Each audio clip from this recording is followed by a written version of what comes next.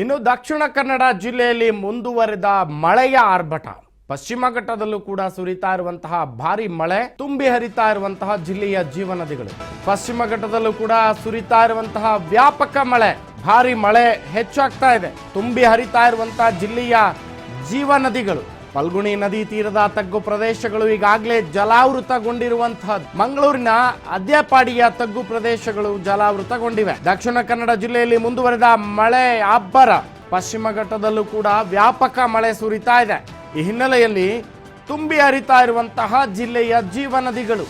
ಫಲ್ಗುಣಿ ನದಿ ತೀರದ ತಗ್ಗು ಪ್ರದೇಶಗಳು ಈಗಾಗಲೇ ಜಲಾವೃತಗೊಂಡಿದೆ.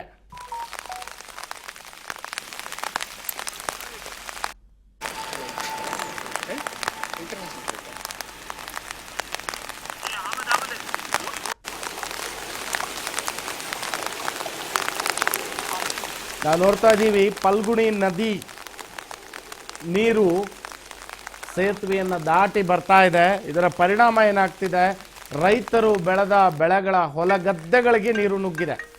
ಅಷ್ಟೇ ಅಲ್ಲ, ಒಂದು ಕಡೆಯಿಂದ ಮತ್ತೊಂದು ಕಡೆಯ ಸಂಪರ್ಕ ಕೂಡ ಈಗ ಸಂಪೂರ್ಣವಾಗಿ ಕಡಿತಗೊಂಡಿರುವಂತಹದ್ದು. ಪಶ್ಚಿಮ ಘಟ್ಟದ ವ್ಯಾಪಕ ಮಳೆ ಅವಾಂತರವನ್ನೇ ಸೃಷ್ಟಿ ಮಾಡ್ತಾ ಇದೆ. ವ್ಯಾಪಕ ಮಳೆಯ ಪರಿಣಾಮವಾಗಿ ಅಲ್ಲಿರುವಂತಹ ಜೀವನದಿಗಳು ತುಂಬಿ ಹರಿತಾ ಇದೆ. ಇದರ ಪರಿಣಾಮ ಹೊಲಗದ್ದೆಗಳಿಗೆ ನೀರು ನುಗ್ಗುತ್ತಾ ಇದೆ. ಒಂದು ಕಡೆಯಿಂದ ಮತ್ತೊಂದು ಕಡೆಯ ಸಂಪರ್ಕಗಳು ಕಡಿತಗೊಂಡಿವೆ. ಮತ್ತೆ ಅಷ್ಟೇ ಅಲ್ಲ, ವಿದ್ಯುತ್ ಕಂಬಗಳು ಕೂಡ ದರಶಾಹಿ ಆಗಿರುವಂತಹ ದೃಶ್ಯಗಳು ಕೂಡ ನೋಡಿದ್ವಿ. ತದನಂತರದಲ್ಲಿ ಜನ ನೋಡಿ, ಒಂದು ಕಡೆಯಿಂದ ಮತ್ತೊಂದು ಕಡೆಗೆ ಹೋಗಬೇಕಾದ್ರೆ ತೆಪ್ಪಗಳನ್ನ, ಹಡಗುಗಳನ್ನ, ಯಾಂತ್ರಿಕ ಬೋಟ್ಗಳನ್ನ ಬಳಸ್ಕೊಂಡು ಒಂದ್ ಕಡೆಯಿಂದ ಒಂದ್ ಕಡೆ ಓಡಾಡ್ತಾ ಇದ್ದಾರೆ.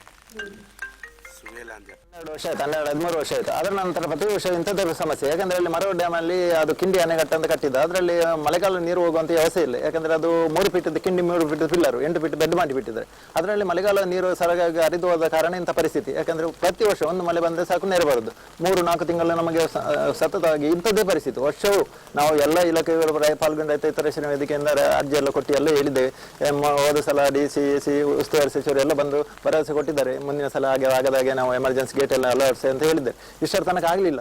ಮುಂದಿನ ದಿನಗಳಲ್ಲೆಲ್ಲ ಅದು ನಮ್ಮಂತ ಇಂಥ ಪರಿಸ್ಥಿತಿ ಆಗದಾಗೆ ನೋಡ್ಕೊಳ್ಬೇಕು. ಯಾಕಂದ್ರೆ ನಮ್ಮ ಮಕ್ಕಳಿಗೆ ಶಾಲೆಗೆ ಹೋಗ್ಲಿಕ್ಕೆ, ಮತ್ತೆ ಹಿರಿಯರಿಗೆ ಏನಾದರೂ ವಯಸ್ಸಾದವರಿಗೆ ಹುಷಾರಿಲ್ಲ ಹೋಗ್ಲಿಕ್ಕೆ.